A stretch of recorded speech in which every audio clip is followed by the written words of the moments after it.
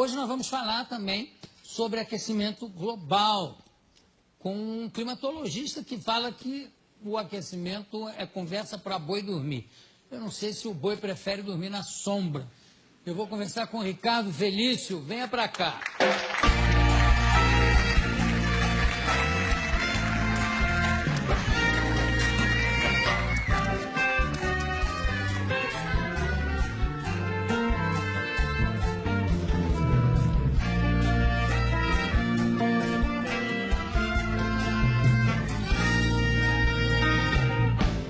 Bom, você é professor do Departamento de Geografia da USP. E o que é que você estuda especificamente? Climatologia, é isso? Climatologia antártica, do continente antártico, já há 20 anos. É só do continente antártico? É a minha especialidade, mas o resto também. Sim, não tem como separar. Claro. E você esteve na Antártida algumas vezes? 2 vezes já. O que você acha das teorias de que o aquecimento global está derretendo o gelo do continente? Começa que já nem é uma teoria, é só uma hipótese. Então ela não carece de prova científica. Então é isso que é o pior. Você tá... Não carece? Não tem prova científica do aquecimento global. São 26 anos, na verdade são 3.000 anos que essa história já existe. Nossos pesquisadores da equipe da Climagel já foram buscando essa informação. Já se discutiu isso nas ágoras das póleis gregas. Se cortasse árvore ia mudar o clima do planeta. Na Grécia Antiga já se discutiu? No Senado Romano se faria ou não os aquedutos porque ia mudar o clima. E por aí foi. Até hoje nós estamos com essa historinha, a mesma coisa. O clima vai mudar, o homem mexe no planeta, não sei o quê, e não mexe nada. Mas é engraçado, tem relatos de uma civilização, não sei se é a Inca ou se é Azteca, aonde eles iam cortando florestas para usar essa madeira, inclusive para queimar essa madeira, com aquecimento, etc. E à medida, quando chegaram nas últimas árvores, que acabou a floresta, que a civilização também começou a cair, a entrar em decadência. Não tem nada a ver uma coisa com a outra. Você destruiu aqui, não tem uma consequência? Não pode ficar... Tem que tomar muito cuidado com isso, porque isso são ações locais e não são ações planetárias. Mas no local funciona. Mesmo assim, a alteração é muito pequenininha. A cidade de São Paulo faz o seu microclima, por exemplo. Assim não. E aí o clima global é outra coisa. Mas o discurso desse pessoal é que a cidade altera o clima do planeta. Portanto, a cidade tem que se adaptar à mudança do clima, que ela mesma fez. Mas espera aí, raciocínio circular, né? Agora, como é que... Quer dizer que o gelo não está derretendo lá? Não, o gelo derrete e congela de novo. Tem os seus ciclos, Isso já é muito conhecido desde o final da Segunda Guerra Mundial. Primeiro que o próprio cenário de guerra era o cenário polar, A gente está acostumado a sempre ver o mundo no planisfério. Acha que os Estados Unidos estão de um lado de cá, a Rússia está do outro lado, eles vão se matar por mísseis por cima do Atlântico, Não, eles vão se matar em cima do polo, Na verdade, eles estão pertinhos um do outro, Então, o conhecimento do gelo, já na época militar, já é muito difundido. Então, o próprio Ano Geofísico Internacional, 1957 até 58, estendido até 59, a primeira missão dos americanos foi atravessar o polo e, inclusive, colocar um submarino nuclear no polo. Embaixo da exatamente. Foi o submarino Nautilus, que conseguiu, em 57, atravessar o polo todo. E o submarino Skate, ele conseguiu furar o gelo, quer dizer, eles já sabiam exatamente aonde estão as políneas, que são as aberturas do gelo do Ártico, para poder colocar a arma de guerra lá. Então o clima e militarismo estão sempre andando junto, Tudo está andando junto com o militarismo. Como é que é o negócio do nível do mar? Não está subindo ano? Não, o nível do mar continua no mesmo lugar. Tem essa história também. As calotas estão derretendo. Não. Primeiro que se fosse derreter alguma coisa, teria que ser a Antártida. Então, aí sim você teria uma elevação do nível considerável. Mas para derreter a Antártida, cá para nós, você tem uma temperatura na Terra assim, uns 20 ou 30 graus muito mais elevado.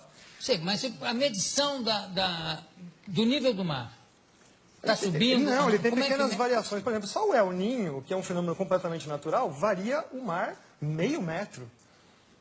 E aí, os piores cenários do IPCC, que é o painel intergovernamental para a mudança do clima, né? O pior cenário deles é 50 centímetros Em quanto tempo? em 100 anos. Mas não tem uma medição feita pelo Capitão Cook? Tem, tá? De quando é? Acho que 1780, mais ou menos. E de lá para No cá... mesmo lugar. O nível do mar está no mesmo lugar. Então, que alívio que você me dá. Isso, nossa. Não, tem uma situação mais engraçada. Ah, Eu fui fechar minha conta num banco que se diz sustentável, essas coisas, eu odeio essa história, né? E, não, mas o senhor faz o quê? Eu sou professor de climatologia. O mundo vai acabar? É assim, as pessoas estão assim, apavoradas, o mundo vai acabar. não, a Mariana estava preocupadíssima, inclusive ela tampa tudo que é espelho, até hoje, Por causa do aquecimento com medo global. de ver o reflexo do aquecimento global. O aquecimento global virou o bode expiatório para todos os males da humanidade. Bom, falando em aquecimento, e a famosa, não é a calota polar, como é o efeito estufa? Esse é o pior de todos, né? Essa é uma física impossível. Ai, eu estou tão contente hoje. Quer dizer, o mundo terminar em 2012, nem pensar, né? De jeito nenhum. Tá. Então vamos para o efeito estufa. Como é O que é? efeito estufa é a maior falácia científica que existe na história, né? Primeiro que ele é baseado num conceito científico que não existe. A Ou Terra seja- tem essa temperatura porque ela tem atmosfera, recebe energia do Sol, tem uma interação com a atmosfera, e por lei dos gases, note, não é uma teoria, é a lei dos gases, pressão, temperatura, né, e volume. Então, por causa de ter uma atmosfera, nós temos essa temperatura. Eu adoro essa discussão assim que os aquecimentistas, que são os que trabalham para o lado do aquecimento global. Não, mas o maior exemplo de que o CO2 realmente acaba com o planeta Terra, acabaria com o planeta Terra, é Vênus. Aí eu falo, é? É. Tá, qual é a pressão atmosférica na superfície de Vênus? Não sei.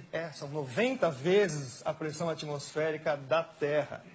Portanto, a temperatura lá é de 400 graus na superfície, não é por causa do CO2, é por causa da pressão atmosférica da atmosfera de Vênus.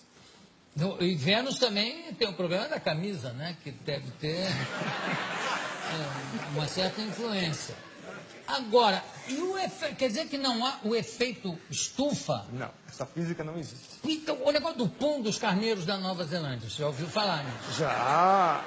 Não é que é uma quantidade tão absurda de puns Tem que vai coisas causar o interessantes. apocalipse, porque vai estourar com a calota não, como é que chama? Com a famosa camada de ozônio. Que Como não é que existe, né? A camada de ozônio é uma coisa que não existe, né? Não existe? Não. Meu Deus, que alívio que eu estou hoje. Quer dizer que o carneiro pode dar pum à vontade. Eu sei que tem fazendeiros ensinando o carneiro a se segurar. Pode soltar. A história do ozônio é conhecida como, né, nos cientistas sérios, não esses aí que estão aí vendidos chapa branca, que a gente chama, né? Trabalham para governos, empresas, etc. E tal. Cientistas sérios, o próprio pai da coisa é o Dobson, que no ano geofísico internacional se propôs a ir para a Antártica justamente para saber qual era a variação do ozônio na calota polar. Ele já sabia que o ozônio desaparecia completamente na Antártida. E aí, de lá para cá, os caras desaparecem com essas informações e falam que é o seu desodorante que destrói a camada de ozônio. Nossa. Nunca mais eu pego um sujeito fedendo, que eu brigar com ele para botar um desodorante. Aí, quando canalha. você vai ver o que acontece, é a quebra das patentes dos CFCs, os gases refrigerantes. Então, em 87, começam a terminar as patentes, elas começam a se tornar públicas, você não precisa mais pagar royalties para elas. Então, a indústria toda que detém essas patentes lança um substituto chamado HCFC, que é um organofluorclorado como qualquer outro, mas custa, né, o CFC passa a custar $1,38 o quilo, o outro passa para $38 o quilo. Mas a grande vantagem é que ele não funciona em nenhuma das geladeiras anteriores, ar-condicionado e tudo mais. Então, é extremamente sustentável. Você tem que vender, jogar tudo fora e comprar tudo novo.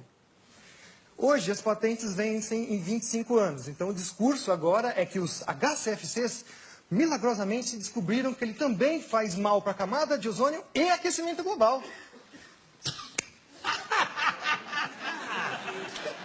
Que alívio que a gente sente, né? Não, mas o melhor é o preço, que vai ser o substituto.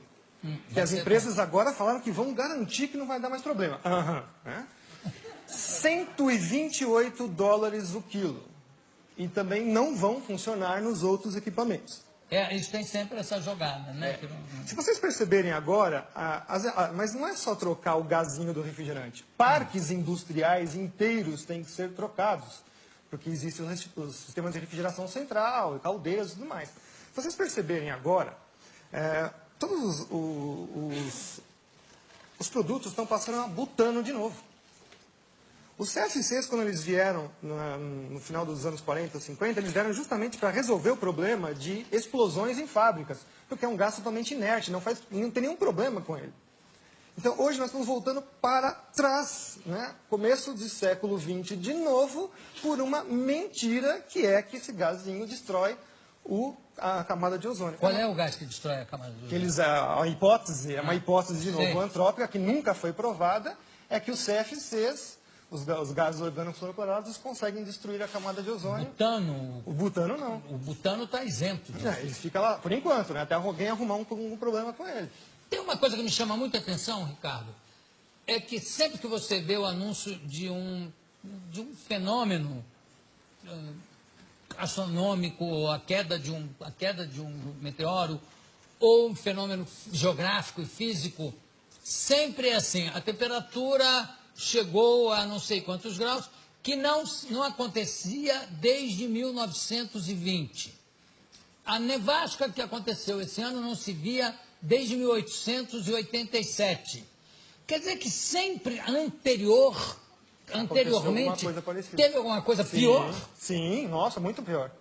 Pois é, então por que essa coisa catastrófica, né, de achar que a próxima será a pior? Se nunca acontece isso. Os registros paleoclimáticos mostram coisas assim muito piores, tipo o nível do mar subir 50 metros em 100 anos, a temperatura subir em 50 anos 8 graus, e o pessoal está falando que vai subir meio grau em 100. Que isso, é piada isso? Isso é uma piada. Olha, tem gente já querendo fazer pergunta ali na plateia, não é? Pode fazer, faça. Você disse que esse negócio do aquecimento global não tem nada a ver e tal. E, assim, o meu pai, muitas pessoas mais velhas que eu conheço, diriam que São Paulo na década de 60, 70, era tipo, conhecido como a terra da garoa, que era muito frio. E hoje, agora, você pega a época do verão, tá um baita calor, um calor insuportável. O que você pode explicar sobre isso? Isso daí é o efeito do clima no local, né? Então, isso não é um efeito global. O caso da garoa, por exemplo, nós fizemos um trabalho científico feito agora em 2009, 2010, mostrando que nos últimos 3 anos ela voltou com a mesma intensidade dos anos 30, 40. Então, na verdade, também a garoa é um fenômeno cíclico. O que carece hoje em dia muito é a observação. Nós temos pouca observação realmente dos fenômenos climáticos dentro da cidade. A gente até fala que é o clima citadino, na verdade, né? Em geral, nós temos também pouca observação. A partir dos anos 90, fechou-se estações meteorológicas no mundo inteiro. O próprio presidente Collor de Mello fechou diversas estações meteorológicas aqui no Brasil também. Então, a gente carece bastante de informação meteorológica in loco. Os satélites medem, mas sempre tem assim um problema de método, enfim, não é uma coisa tão fácil. A influência do desmatamento no clima global? Não existe. Não, infelizmente. Não existe? Não. E no clima local? Mais ou menos.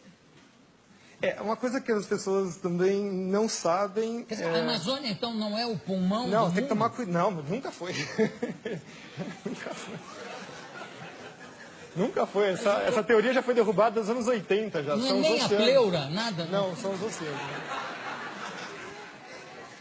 Eu vou continuar aqui com o Ricardo Augusto, vou mais um bloco com ele, porque meu querido amigo, irmão, Juca de Oliveira, tem uma teoria que eu quero colocar aqui para o professor Ricardo para a gente debater. E também eu já vi que tem mais uma pessoa querendo fazer uma pergunta. Então, nós vamos abrir o próximo bloco com a pergunta dessa pessoa. Podemos continuar? O que vocês acham? Sim! Eu também acho. Vamos lá, por favor, William. Tenho aqui ao meu lado o professor Ricardo Augusto Felício, climatologista, estamos falando sobre clima. A gente fechou o último bloco falando, para minha desolação, que a Amazônia não é o pulmão do mundo. E não tem influência, o desmatamento não tem influência no clima? Tem que tomar cuidado com isso, porque quando eu falo isso, significa que eu estou autorizando a destruir a floresta. Não, de forma... Mas a gente tem que tomar cuidado, porque o aporte do ambientalismo é esse contra as pessoas que falam, negam a hipótese do aquecimento global. Né? Então, você mistura tudo dentro de um saco de gatos. Você fala, tá vendo? Esse cara está autorizando a gente destruir a floresta. Não, a Amazônia está lá, não é para ser destruída. Aliás, eu acho que nem é possível destruir a Amazônia, não é porque grande parte dela está plantada embaixo, quer dizer, é embaixo d'água, você para chegar na raiz seria, né? São 6.000 quilômetros desse novo aquífero que descobriram embaixo da Amazônia. Ganha do aquífero Guarani. Recentemente descoberto. Eu não faço ideia do que seja 6.000 quilômetros. Deve ser importantíssimo. Vai ter 6.000 quilômetros. Haja aquífero aí. E o negócio da floresta, como é que é a floresta da chuva? Como é que é? Na verdade, assim, a gente tem que entender que quem manda no planeta são os oceanos. Aí, por acaso, existem continentes. São 3/4 da superfície do planeta com água. Então, a maior parte da troca de massa e energia com a atmosfera é feita com os oceanos. Então, de vez em quando, eles ficam com pena, coitadinho dos continentes, né? Aquela coisinha de nada, joga um pouquinho de água para eles. E se jogar um pouquinho de água para eles, já faz todos os desastres que a gente imagina. Bom, a principal entrada de água para os continentes vem na parte tropical, que são os ventos alísios. Todo mundo já ouviu falar, estudou na escola um monte de vezes isso daí. O próprio Kippen, que é uma das primeiras pessoas que estudou climatologia lá no século XVIII, XIX, né, começando esses estudos, ele falou assim, mas como é que eu vou estudar o clima, que a atmosfera é uma coisa que é invisível, altamente dinâmica e não dá para fazer nada? Bom, ele conseguiu verificar que a vegetação respondia ao clima.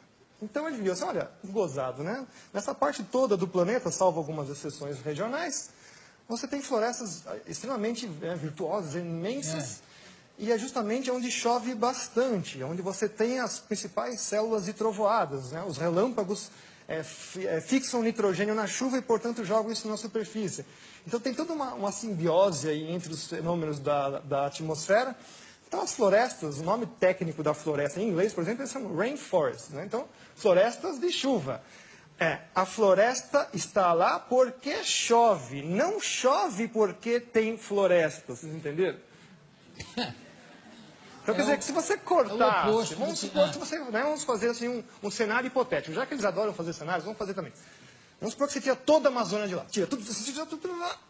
20 anos depois, está tudo de novo nascendo. Tudo de novo nascendo. Mas leva 20 anos. 20 anos. Que não é nada na história do planeta. Não, nem um pouco. Quem é que queria fazer uma pergunta ali? Pois não. Tá escutando aí? Eu sou aluno da USP também, gostaria de saber. O evento Rio+20, que vai vir aqui no Rio de Janeiro, que vai discutir sobre essa sustentabilidade. Se a ação antrópica não tem tanto a ver assim, ou quase nada a ver com o aquecimento global, buraco na camada de ozônio e o efeito estufa, afinal, o que eles vão discutir na Rio+20? Eles vão discutir como manter as suas colônias na coleira. Hã? Olha, vamos lá. 1492. Chegam aqui e nos convenceram que nós precisávamos de espelhinhos para sobreviver. 1992. 500 anos exatamente, eles vêm para a história da Rio. Né? Todo esse negócio, o mundo está acabando, etc. e tal. Tem os precedentes disso. 1980, então começou com a historinha da camada de ozônio. 1987 se forma o primeiro painel intergovernamental, chamado IOTP, para a camada de ozônio. 87. 88, o IPCC, que é o painel das mudanças climáticas. 89, cai o Muro de Berlim. Aí você fala, mas o que tem a ver? Tem tudo a ver. É o sistema capitalista se expandindo. E, ao mesmo tempo, quando você tem isso, nossa, metade do efetivo dos cientistas do mundo trabalhavam para a Guerra Fria. Acabou a mamata. Se você for pegar o histórico desses cientistas que trabalham para o aquecimento global hoje, são os mesmos que trabalhavam para todos os desastres atômicos e nucleares, e etc. E tal. Então, o que esses cientistas sabiam fazer? Cenários em computadores. Programo e faço cenários. Olha, você joga uma bomba nuclear aqui e faz isso. Olha. Eles só trocaram um negócio chamado guerra termonuclear global por aquecimento global.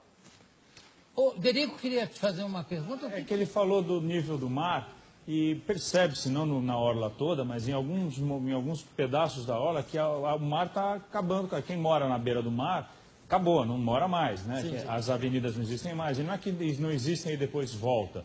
O mar pegou e acabou. Então diminuiu-se a orla, né? Está se chegando, parece que a orla do Brasil está vindo para cá. Qual é o Não, isso é um fenômeno que já é estudado pela geomorfologia já há muito tempo, chamado, então, agradação e degradação. Então, a gente fala assim, a gente usa a palavra degradação achando, estamos destruindo o planeta. Não, o próprio planeta se mexe, ele vai mudando as suas formas. Então, o mar também faz os seus processos de agradação, formar praias, e degradação, ele também desfaz as praias. Isso é um processo natural também. E quando há um aterro, essa água vaza em outro lugar? Não. Você botou... Olha aí. Foi o Alex? Não. Foi você. O que houve, Alex? Fala. Aqui nada, senhor José. Hein? Lá atrás talvez, aqui nada. Já está meio tarde, ele já está arrumando as coisas para ir embora. Eu já não falei para você não fazer isso? Estou prestando atenção, senhor José. Hein? Nem me mexi aqui. Não se mexeu, claro. Bom, desculpa.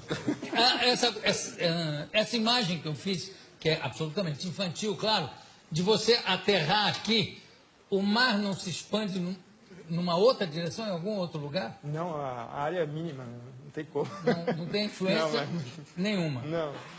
Eu vou sapecar aqui a imagem do Juca de Oliveira com a sua teoria, que é uma teoria fascinante. E vamos ver o que o doutor Ricardo Augusto, professor Ricardo Augusto, fala disso. Fala, meu amigo Juca. Ricardo, a grande exploração do petróleo em alto mar, o pré-sal, é feita através do bombeamento de água do mar salgada para